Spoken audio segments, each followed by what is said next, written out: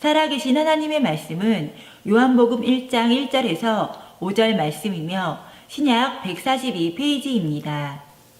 태초에 말씀이 계시니라. 이 말씀이 하나님과 함께 계셨으니 이 말씀은 곧 하나님이시니라. 그가 태초에 하나님과 함께 계셨고 만물이 그로 말미암아 지은 바 되었으니 지은 것이 하나도 그가 없이는 된 것이 없느니라. 그 안에 생명이 있었으니 이 생명은 사람들의 빛이라. 빛이 어둠에 비치되 어둠이 깨닫지 못하더라. 아멘. 특별히 구원받은 모든 성도들은 구름 타고 승천하시면서 다시 오마 약속하신 그 재림 예수님을 소망 중에 기다리며 등과 기름을 잘 준비할 수 있는 복 있는 성도들이 되어야 될 줄로 믿습니다. 최근 우리나라는 북한의 핵 미사일로 인해서 하루가 편한 날이 없을 정도로 매우 불안정한 이런 정세 가운데 살아가고 있습니다. 그리고 며칠 전에는 미국의 트럼프 대통령이 이스라엘의 수도가 예루살렘이다 라고 선언하자 팔레스타인을 포함한 이 아랍 나라들이 폭동을 일으켜서 지금 중동 지역에는 거의 테러 분쟁 이것이 연일 계속해서 발생되는 이런 상황 가운데 있다는 것입니다. 사랑하는 성도 여러분, 그렇다면은 여러분이 아시는 또 성경에서 말하는 예루살렘은 어떤 곳입니까? 바로 정말 인류의 평화를 위해서 인류 구원을 위해서 이 땅에 오신 예수 그리스도가 태어난 탄생된 곳이 바로 예루살렘 땅, 유대 땅이 아니겠습니까? 그런데 세상에서 가장 평화롭고 행복해야 될 그 땅에 지금까지 역사 이래로 끊임없이 분쟁과 다툼과 테러와 폭동이 끊이지 않는 것이 현재 모습이라는 것입니다. 특별히 성탄절을 이제 며칠 앞둔 이런 시점에 지구촌은 한동안에 아마 이 일로 인해서 홍역을 치러야 될 것 같습니다.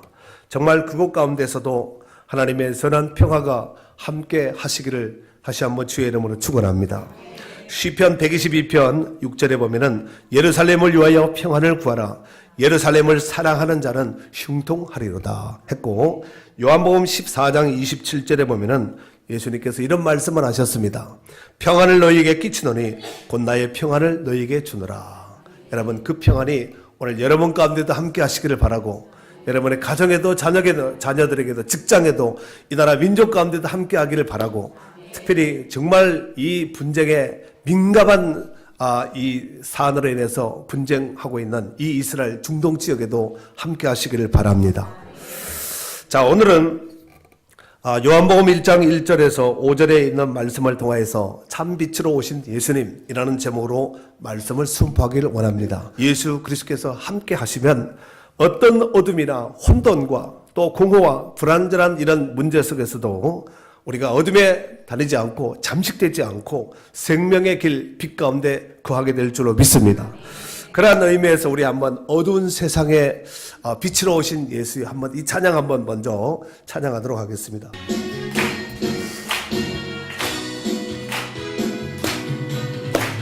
어두운 세상에 빛으로 오신 예수여, 어두운 세상을 밝히러 오신 예수여, 나의 어두운 마음속에 들어오셔서 나의 어둠만 밝혀주소서. 크게 빛으로 오신 예수여, 빛으로 오신 예수여, 빛으로 오신 예수여, 나의 어둠만 밝혀주소서. 죄악된 세상에 빛으로 오신 예수여, 아멘. 죄악된 세상을 빛으로 오신 예수여, 나의 더러운 마음속에 들어오셔서 나의 더러움만 씻어주소서. 아멘. 빛으로 오신 예수여, 빛으로 오신 예수여, 빛으로 오신 예수여, 나의 어두운 마음 밝혀주소서. 아멘. 이 빛 대신, 참빛 되시는 예수님이 여러분의 어두운 그림자를, 여러분의 죄악된 문제를 완전히 해결하여서 맑게 씻기셔서 새롭게 하시고 또 깨끗게 하여 주실 줄로 믿습니다. 이런 복된 은혜가 우리 가운데 함께 하시기를 주의 이름으로 축원합니다. 우리가 성경을 읽을 때에 사복음서와 공감복음서는 약간 다르다는 것을 알 수가 있습니다. 제가 말한 이 말이 맞으면 아멘 해보세요. 가만히 있으면은 중간이라 가지. 사복음서와 공간복음서는 약간 다릅니다. 사복음서는 그야말로 복음자가 들어간 마태복음, 마가복음, 누가복음, 요한복음. 그래서 4개의 복음이라서 사복음이라고 말을 하는데, 공간복음은 마태복음, 마가복음, 누가복음, 요한복음을 빼고 이 3권의 성경을 일컬어서 공관복음이라고 말을 합니다. 제가 말씀드린 이 말이 동감하시면, 공감하시면 아멘 해보세요. 지금은 가만히 있으면 안 돼요. 뭐라도 해야 됩니다. 자, 그런데 이 성경의 사복음서든지 공간복음이든지 저자가 성경을 기록한, 마태복음은 마태가 기록했지요. 마태가 성경을 기록할 때 성경을 기록한 목적이 있습니다. 아니, 다 똑같을 것 같으면 굳이 뭐 마태, 마가, 누가요 이렇게 할 필요 없이 대표적인 거 해가지고 한 사람 누군가 하면 성경 읽기도 좋고 지면도 많이 줄일 수가 있지 않겠습니까? 그런데 각자가 이제 바라본 관점에 따라서 이제 성경을 마태, 마가, 누가, 요한복음을 이렇게 성경을 기록했는데, 그렇다면은 사복음서 가운데서 4번째 해당되는 오늘 본문은 요한복음이 아니겠습니까? 오늘 본문은 요한복음 안에 담겨져 있는 이제 말씀인데, 이 요한은 사도 요한은 그렇다면은 어떤 관점으로 이 성경을, 요한복음을 기록했을까? 다시 말해서 예수님이 하나님이다. 예수님이 하나님이다. 이 관점을 가지고 성경을 기록을 했다는 거예요. 여러분, 우리가 성경을 읽을 때 예수님이 하나님이다, 이게 안 뚫리면 성경이 다 안 뚫립니다. 그러니까 예수님이 하나님이다, 이걸 빨리 찾아야 되는 거예요. 공감하시죠? 근데 이게 뚫리지 않으면 성경을 볼 때마다 블랙홀로 막 이상한 것으로 빨려 들어가고, 아이고 도대체 이해도 못하고 도대체 알아먹지도 못하고 글자는 읽는데 무슨 내용인지 이해가 안 된다, 이렇게 될 수 있다는 것입니다. 그러니까 우리가 성경을 볼 때 예수님이 하나님이다, 이게 뚫리면 다 뚫리게 되어 있습니다. 이게 뚫려지는 역사가 있기를 바랍니다. 자, 그러면은 그런 관점에서 우리 오늘 본문의 말씀이에요. 요한복음 1장 1절에서 5절. 긴 것 같이 마른 것 같지만 5절밖에 되지 않는데 일단 한번 천천히 읽겠습니다. 다 읽으셔야 돼요. 자, 시작. 태초에 말씀이 계시니라.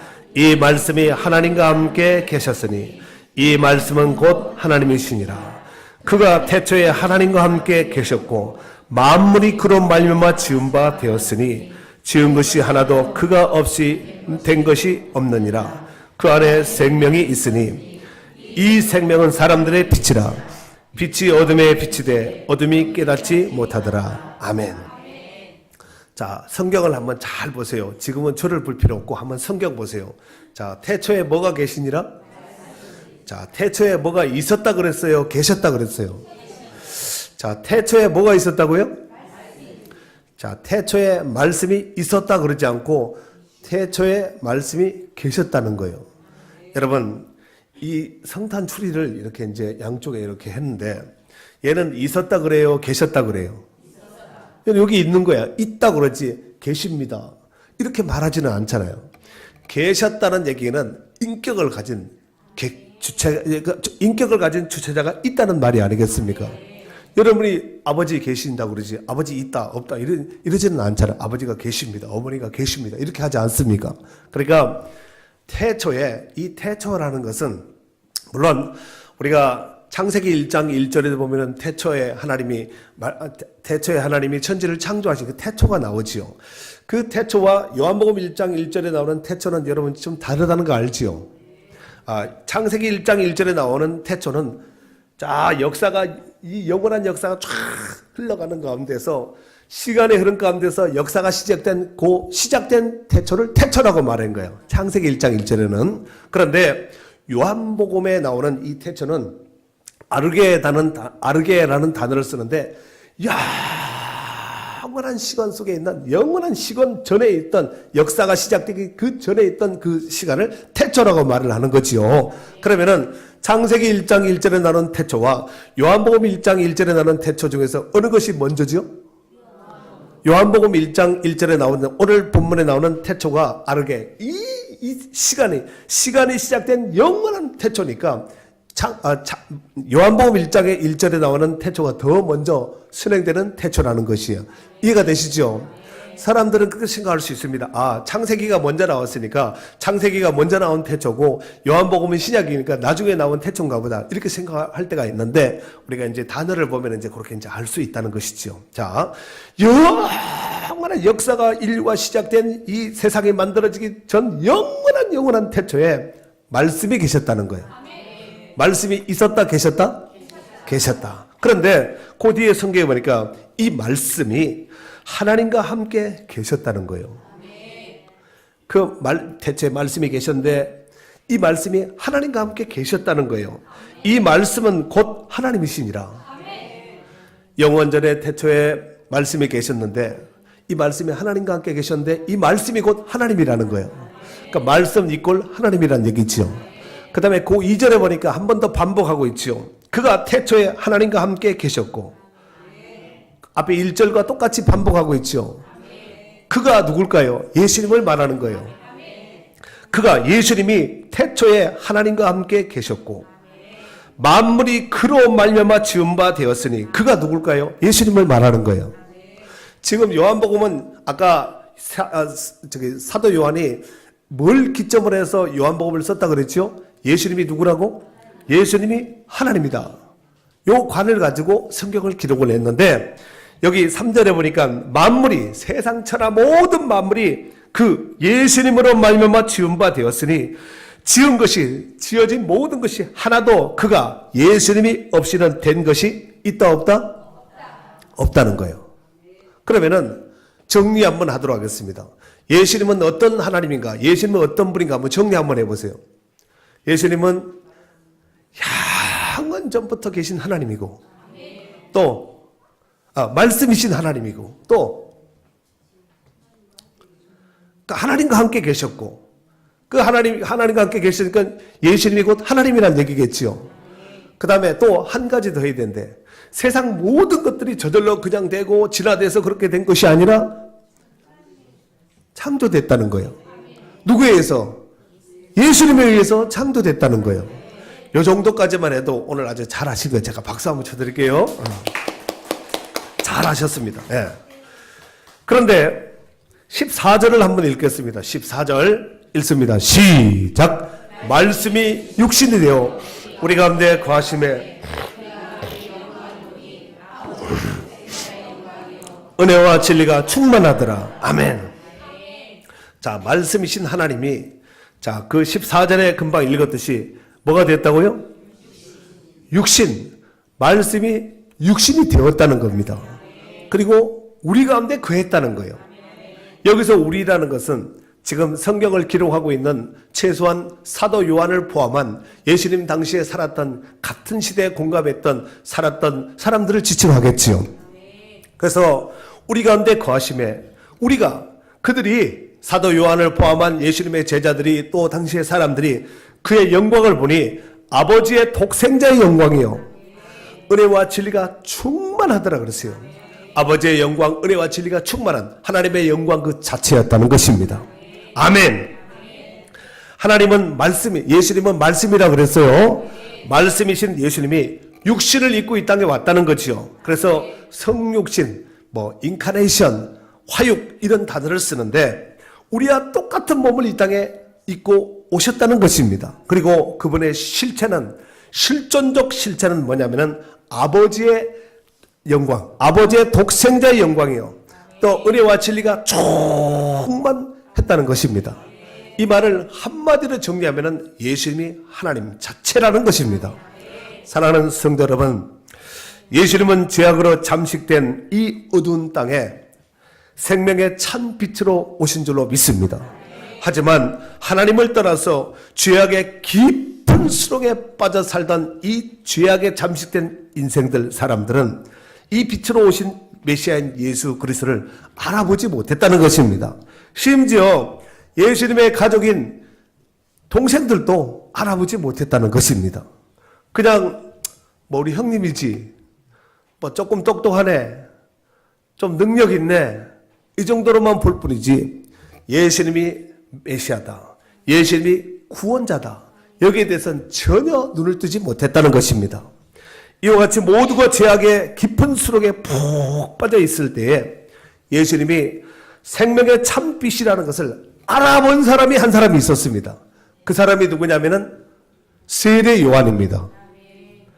그런데 한번 성경 한번 읽겠습니다. 일단 6절, 7절 읽겠습니다. 시작. 하나님께로부터 보내심을 받은 사람이 있으니 그의 이름은 요한이라. 그가 증언하러 왔으니 곧 빛에 대하여 증언하고 모든 사람이 자기로 말미암아 믿게 하려 함이라. 그는 이 빛이 아니요 이 빛에 대하여 증언하러 온 자라. 빛의 증거자라는 거죠. 모두가 죄악의 어둠에 세상에 푹 빠져 있을 때 이 예수님이 메시아여 구원자여 생명의 참빛으로 오셨다는 것을 알아본 사람이 있었다는 거예요. 누구냐면은 세례 요한이었습니다. 그러면 세례 요한은 어떻게 알아보았을까요? 세례 요한은 어떻게 알아보았을까요? 기도 많이 하다가 환상을 봤을까요? 우리 한번 성경 똑같은 지금 요한복음 1장을 지금 보고 있는데 요한복음 1장 33절, 34절 두 절을 같이 한번 읽도록 하겠습니다. 요것 때문에 세례 요한이 예수님을 알아본 거죠. 자, 33절, 34절 시작. 나도 그를 알지 못하였으나 나를 보내어 물로 세례를 베풀라 하신 그이가 나에게 말씀하시되 성령이 내려서 누구 위에든지 머무는 것을 보거든 그가 곧 성령으로 세례를 베푸는 이인 줄 알라 하셨기에 내가 보고 그가 하나님의 아들이심을 증언하였노라 하니라. 아멘. 그러니까 다른 사람들은 예수님이 무슨 구원자냐, 목수의 아들이고 나사렛 출신이고 그 형제도 알고 엄마 아빠도 알고 이런 인간 예수만 알았지만 세례 요한은 메시아인 예수 그리스도를 알았다는 거예요. 그가 구원자요, 그가 온 인류의 죄를 대속할 예수 그리스도 구원자임을 정확하게 알았다는 것입니다. 정확하게 알았던 그 배경이 뭐라고요? 성부 하나님께서 말씀을 주신 거예요. 누구에게 성령이 임하든지 그가 바로 구원자, 메시아라는 것을 알려준 거지요. 그리고 자기가 보고 성령이 봤다는 것은 뭐예요? 성령이 눈으로 볼 수 있도록 가연적으로 볼 수 있도록 임하였다는 거예요. 그 소리로만 임한 것이 아니라 그냥 아무 느낌 없이 임한 것이 아니라 눈으로 확실하게 볼 수 있도록 성령이 예수님께 임하였다는 것입니다. 그리고 세례 요한이 그것을 보고 자기가 증거했다는 거예요. 지금 오늘 본문에도 증거하고 있지 않습니까? 나는 이 빛이 아니라는 거예요. 그런 이 빛이 아니요 빛에 대하여 증언하러 온 자라, 증거하러 온 자라는 거지요. 아멘이죠. 여러분, 많은 사람들이 세상 일에 먹고 마시고 즐기고 자기 일에는 눈밖에 또 시간 가는 줄 모르고 몸이 부서져라 할 정도로 열심히 일하며 살아가고 있습니다. 하지만 주의 일에는 얼마나 시간과 물질과 눈물과 기도와 헌신과 믿음과 또 마음을 쏟고 있는지 우리가 살펴볼 필요가 있다고 생각됩니다. 예수님께서 말세를 살아가는 사람들의 그 모습에 대해서 비유로 말씀하신 말씀이 있는데 마태복음 24장 38절서 39절 2절에 보면은 홍수전에 노아가 방주에 들어가던 날까지 사람들이 먹고 마시고 장가들고 시집가고 있으면서 홍수가 나서 그들을 다 멸하기까지 깨닫지 못하였으니 인자의 임함도 이와 같으리라 그랬어요. 내가 다시 올 때 세상이 그런 모습이라는 거죠. 노아의 이 홍수를 통하여서 그와 같으시 배난간에 부지불식간에 임의의 날 임의의 시간에 심판이 또 예수님이 오시는구나. 종말이 오는구나. 이게 다 경고거든요. 구약엔 다 경고 아니에요. 이렇게 예화, 경고, 징조 이렇게 보여주었음에도 불구하고 여전히 그때 사람도 그렇게 살고 지금 사람도 그렇게 산다는 거예요. 오죽했으면은 내가 다시 올 때 믿음 있는 자를 보겠느냐. 이렇게까지도 말씀하셨습니다. 여기서 중요한 것은 믿지 않는 사람들이야 어차피 심판받고 지옥 갈 사람이라고 제껴놓았다 할지라도 우리 믿는 사람들은 하나님을 제대로 알고 잘 섬겨야 됩니다. 정말 제대로 알면은 잘 섬겨야 되겠지요. 그러나 잘 알지 못하는 교회 나온다 할지라도 뭐 믿는다고 성경 본다 할지라도 하나님의 정체성에 대해서 정확히 알지 못하면 하나님 잘 섬길 수가 없습니다. 그래서 먼저는 우리가 선지식을 먼저 가져야 되겠죠. 먼저 정말 이 성경 기록된 말씀 안에서 하나님이 어떤 분인가, 하나님 뭘 하시는 분인가, 왜 예수님을 이 땅에 보낸가, 세상은 어떤가, 나는 뭔가, 앞으로 종말은 어떻게 되는가, 여기에 대해서 이미 성경은 낱낱이 세세하게 잘 기록을 해놓았습니다. 그런데도 안 보는 거예요. 그래서 자기 멋대로 신앙생활하는 거예요. 여러분, 우리가 운동 경기하다가 규칙을 어기면은 아무리 금메달을 따고 우승하고 이겼다 할지라도 파워이에요. 실격이에요. 이번에 2018년 내년 동계올림픽 때 러시아가 약물 중독을 해서 못 오잖아요. 공식적으로. 아무리 뭐 메달 많이 따면 뭐 하겠어요. 안 된다는 거예요. 법을 어기면 안 되는 것이죠. 그래서 성경에 보니까 너희가 법대로 경계하지 않으면 너희가 멸류관을 얻지 못할 것이라고 그랬잖아요. 안 왔습니까? 법대로 경계해야 되는 거예요. 룰대로 해야 되는 것이죠. 하나님 말씀대로 지켜서 좌로나 우로나 치우치지 말고 말씀대로 하는 것이 바로 바른 신앙에 입각한 하나님이 기뻐하는 성도인 줄로 믿습니다. 왜 우리가 제대로 알고 잘 섬겨야 되는가? 고린도전서 15장 58절에 보니까 그러므로 내 사랑하는 형제들아 견실하며 흔들리지 말고 항상 주의 일에 더욱 힘쓰는 자들이 되라. 이는 너희의 수고가 주 안에서 헛되지 않은 줄 알미라 그랬어요. 우리의 수고가 공치사로 끝나는 것이 아니라는 거예요. 하나님이 기억하신 바가 되고 요한계시록 22장 11절에 보니까 내가 다시 오면은 각 사람이 일한 대로 갚아준다는 거예요. 여러분 세상 직장에서는 일하면 뭘 줘요? 월급 줘요. 그러면은 하나님 앞에 일하면 뭘 줘요? 월급 줘요?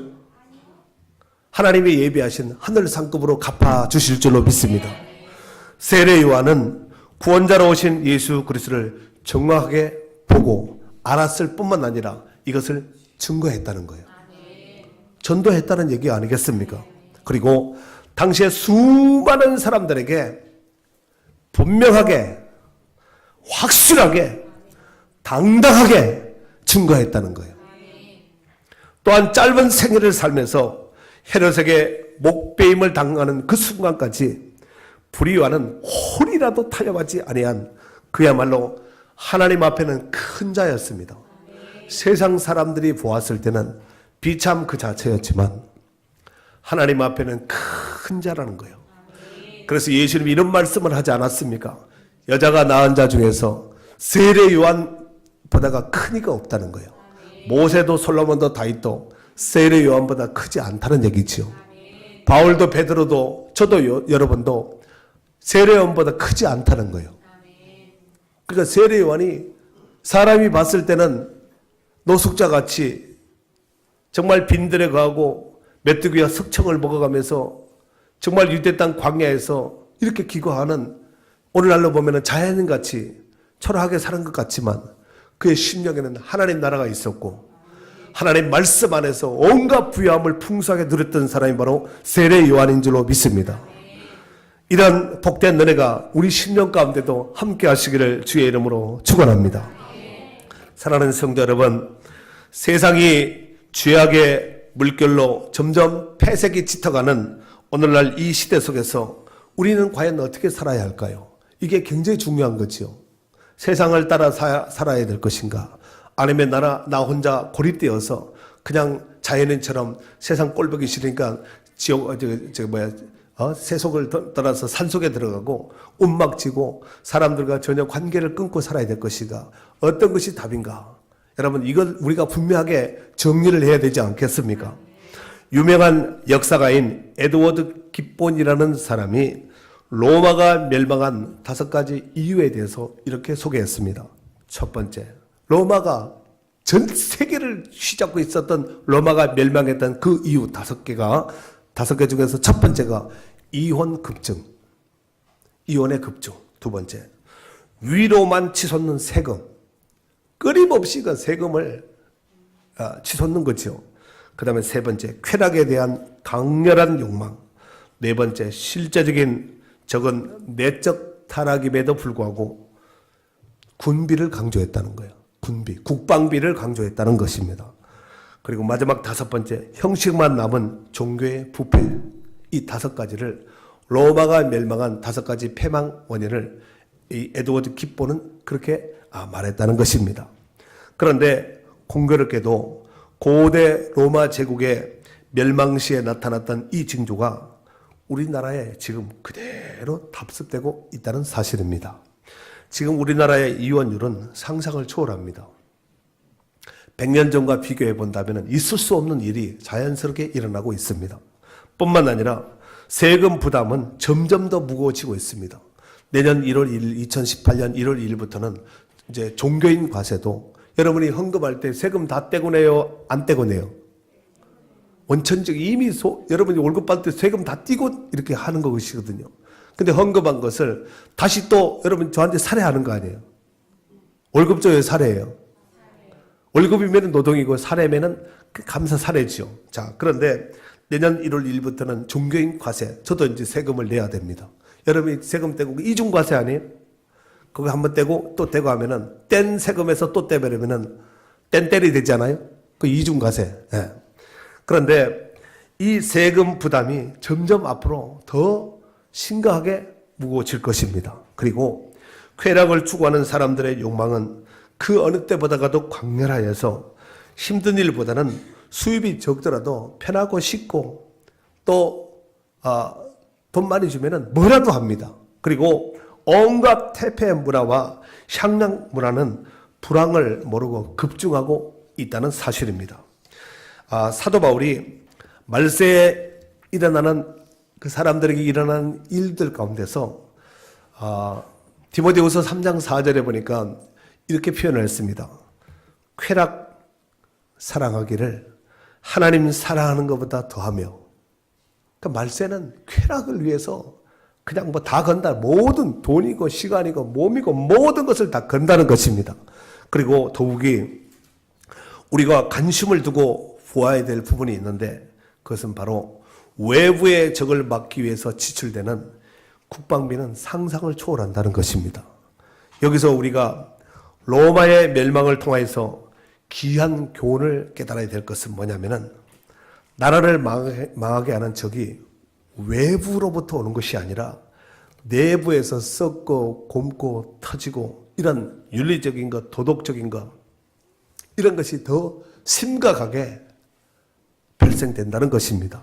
더욱이 이 에드워드 깁본이 말한 이 5번째 형식만 남은 종교의 부패, 이것은 우리가 믿는 성도로서 귀담아 들어야 될 부분이 되지 않겠나 생각을 해봅니다. 왜냐하면 오늘날 우리 기독교가 정말 세상 속에 비치고 소금의 역할을 확실하게 해야 되는데 그 빛을 잃고 소금이 맛을 잃어가고 있는 한국과 다를 바가 없기 때문입니다. 교회 건물은 웅장하고 화려하고 정말 최첨단의 어떤 장비들, 시설들이 교회 안에 갖춰져 있는데 교회는 점점 빛을 잃어가고 맛을 잃어가는 소금과 같다는 것입니다. 이는 마치 생명 없는 마네킹에다가 화려한 옷을 입혀놓은 것과 다를 바가 없다는 것입니다. 마태복음 5장 13절에 보면은 예수님께서 이런 말씀을 하시지요. 너희는 세상의 소금이니. 어디의 소금이라고요? 소금자루 안에 있는 소금이 아니라 세상의 소금이니. 소금이 만일 그 맛을 잃으면 무엇으로 짜게 하리요? 후에는 다만 쓸데없어 다만 밖에 버려져 사람들에게 밟힐 뿐이니라. 세상 사람들에게 밟히고 오히려 지탄의 대상이 될 수밖에 없다는 것입니다. 또한 예수님께서 우리를 성도들을 일컬어서 세상의 빛이라고 말씀하셨는데 우리도 세상 속에서 걸어간 빛으로서 예수님은 참 빛이라고 그랬잖아요. 세례요한이 이 빛을 증거했다 그러지 않았습니까? 빛된 삶을 확실하게 드러내야 될 줄로 믿습니다. 요한복음 12장 46절에 보니까 나는 빛으로 세상에 왔나니 무릇 나를 믿는 자로 어둠에 거하지 않게 하려 함이로다. 예수님을 믿는 자를 일컬어서 빛의 자녀라는 거예요. 빛의 자녀는 어둠에 거하지 않는다는 것입니다. 세상 죄악의 타락의 원수막에 빠지지 않고 빛 대신 예수님, 참빛 되시는 예수님과 동행하는 삶이 바로 성도의 삶이 되어야 될 줄로 믿습니다. 에베소서 5장 8절에 보니까 너희가 전에는 어둠이더니 이제는 주 안에서 빛이라 빛의 자녀들처럼 행하라는 거예요. 우리가 다 전에는 다 어둠의 자녀들이었어요. 어둠의 자녀들. 그런데 이제 예수 그리스도로 말미암아서 그를 믿고 그를 영접함으로 빛의 자녀가 되었습니다. 그러면은 빛의 자녀면은 빛의 자녀다운 삶을 살아야 되지 않겠습니까? 이 빛의 자녀된 삶이 확실하게 어둠이 짙으면 짙을수록 이 빛의 사명을 더 잘 감당할 수 있는 저와 여러분이 되어야 될 줄로 믿습니다. 사랑하는 성도 여러분, 이제 며칠만 더 지나면은 성탄절을 맞게 됩니다. 수많은 교회들이 십자가 불빛 외에도 온갖 성탄 장식으로 교회 안팎을 화려하게 꾸미겠지요. 물론 믿는 성도들 가운데 보면은 집에 가도 성탄 장식으로 추리 만들어 놓고 반짝이 막 이렇게 붙여놓고 나름대로 또 이 땅에 구원자로 오신 예수 그리스도를 또 기뻐하면서 성탄절 준비를 이렇게 하게 될 것입니다. 문제는 그 안에 과연 얼마나 예수의 생명이 있느냐, 충만하게 있느냐, 이게 문제가 아니겠습니까? 그러므로 이제 빛을 잃어서 어둠 가운데 점점 폐색이 짙어가는 이 시대 속에서 우리가 빛 대신 참빛으로 오신 예수 그리스도, 이 진리의 빛을 밝혀서 방황하는 또 세상에서 잠식되어 있는 이 영혼들을 향하여서 예수님이 길이요 진리요 참 생미라고 참빛이라고 외치면서 참빛 되시는 예수 그리스도를 증거하는 복된 성도요 교회가 될 수 있기를 주의 이름으로 축원합니다. 축원합니다.